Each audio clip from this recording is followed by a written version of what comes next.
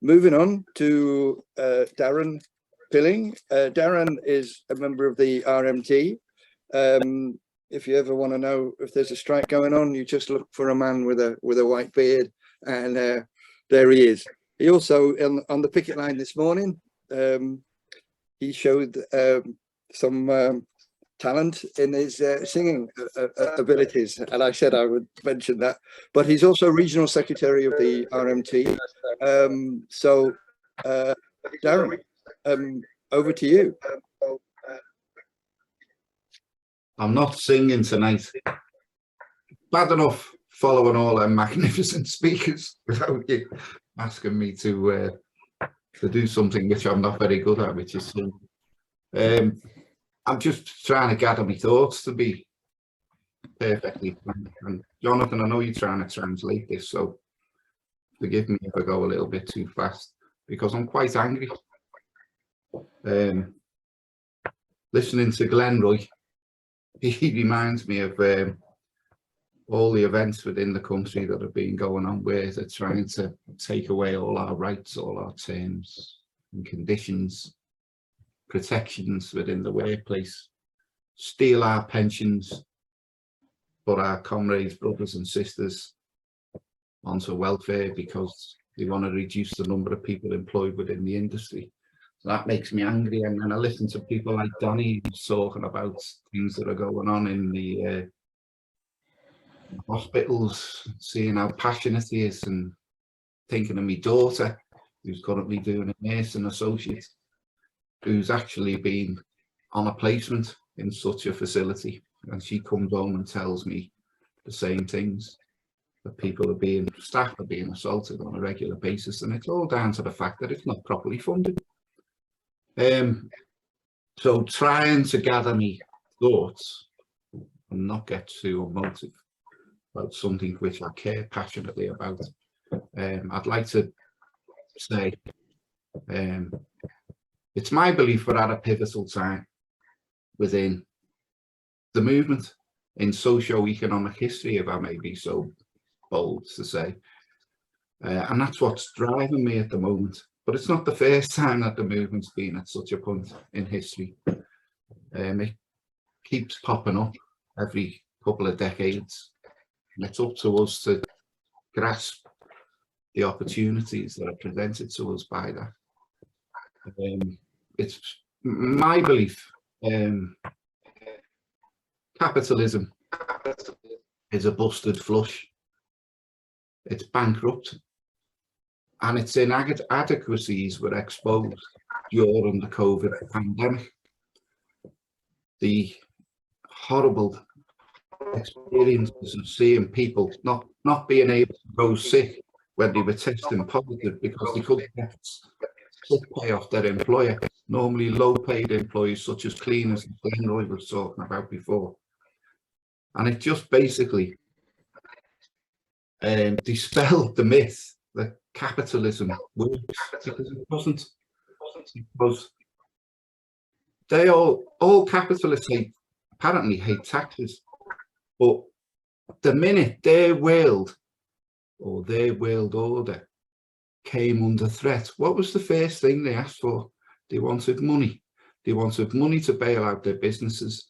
They wanted money to pay staff that they didn't want to pay because they were sat at home. And where does all that come from? Where do they think that money comes from? The government? It comes from taxes, of course, but they were the first ones to come banging on the door when they thought that they were in a little bit of trouble. But even before COVID, the free market was always benefiting from state taxation and welfare. Always. They need it. They need it to educate the workers, to provide the skills that produce the goods, healthcare to keep their workers healthy.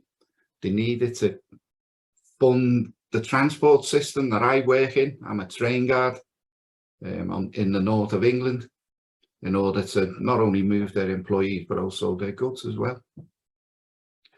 And the police, of course, to protect the goods when the goods are being moved from one place to another, but also to protect their ill-gotten gains behind the high walls and electric fences in their homes. But most of all, the most awful thing is that they need taxes and they need government to provide welfare. Because when things get bad for somebody who hasn't got a lot, they've got to make sure that they're provided with just enough to dissuade them from fighting against the system, and just enough to make sure that we don't revolt. So if capitalism was a great thing, if only that were true, that would be fine. But historically, it's not the great stable system that they portray it to be, because it's extremely unstable. And you've only got to say there's opportunities come out of circumstances in history, and whether it be the collapse of the British East India Company, or the French Mississippi Company, or the Wall Street crash, or the financial crisis that we went through 24 years ago in 2008. Because unfortunately, capitalism is like one big, massive, horrible pyramid scheme, and it eventually collapses on itself every so often.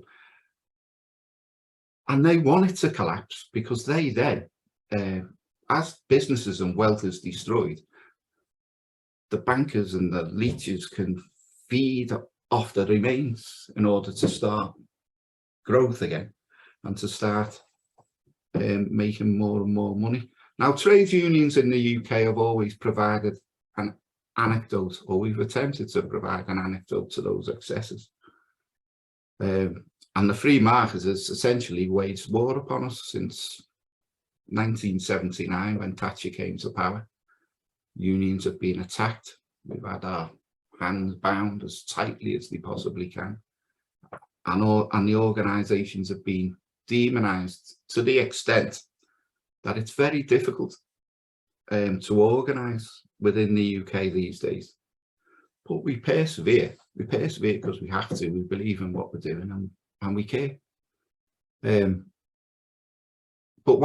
why do we do that? Because we're not asking for the world. Any worker, you sit down in a pub, restaurant, with any worker and ask them what they want, and all they want is they want to be safe as a child, be educated, they want a roof over their heads, they want food in their bellies, the ability to keep warm, and when they're old, they'd like to retire with a little bit of dignity and grow old without worrying whether to put the heating on or to put the stove on to warm up some food.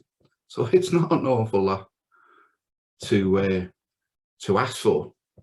But this year in the UK, workers have said throughout various sectors, they've said enough is enough.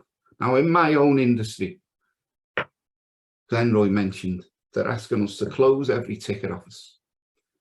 They're asking us to take every train conductor, guard, train controller, whatever it is you call it, where you're from, all them off the train. But much more sinister than that, they're attacking the maintenance structure within the railway. We have got one of the safest railways in the world, and it's because the maintenance regime has been built up over the last 175 years. But they want to reduce that maintenance structure by decreasing the frequency when things are checked to see whether they're safe. They're moving to a system which is called only fix it when it's broken. And that statement to a railway worker, as those from Italy and France will tell you, is when things break in our industry, things go wrong, horrible things happen. It's not like the light bulb goes off and you put a new light bulb in. When something happens in our industry, it normally results in fatalities and horrible things happening to people. So they think that's all right. Oh, we'll fix it when it's broken. Well, it's not when my family, my neighbours have to travel on it. It's not. But that's what we're rebelling against within the UK at the moment. So this movement that seems to be gaining momentum, it started with the rail unions in this country. We've had a campaign of action since June, but we've been joined in Liverpool, for instance, we've been joined by bus drivers who successfully managed to get themselves a 15% pay rise. The dockers, which Martin mentioned before, are still out. Offshore workers in the emerging wind farm industry, which we represent as well, they're currently out on strike.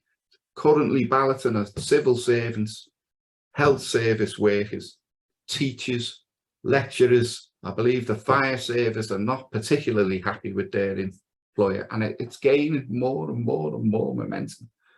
Every day almost it seems that somebody else is balloting.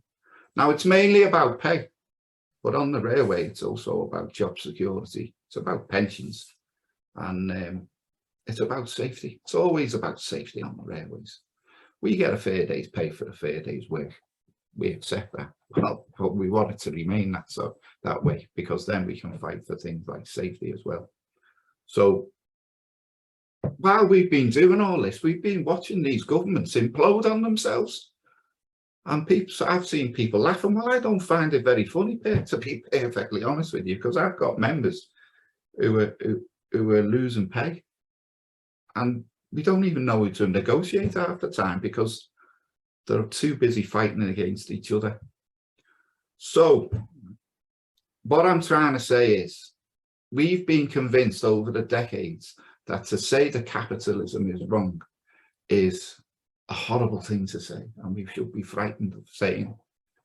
Now, I'll never stop saying it because I'm a red, but I'll never be under their bed, because I'll be in their house, their garden, I'll be in the holiday homes and their palaces to make sure that they hear the voice of the workers that I represent on a daily basis within the Northwest and North Wales of my country.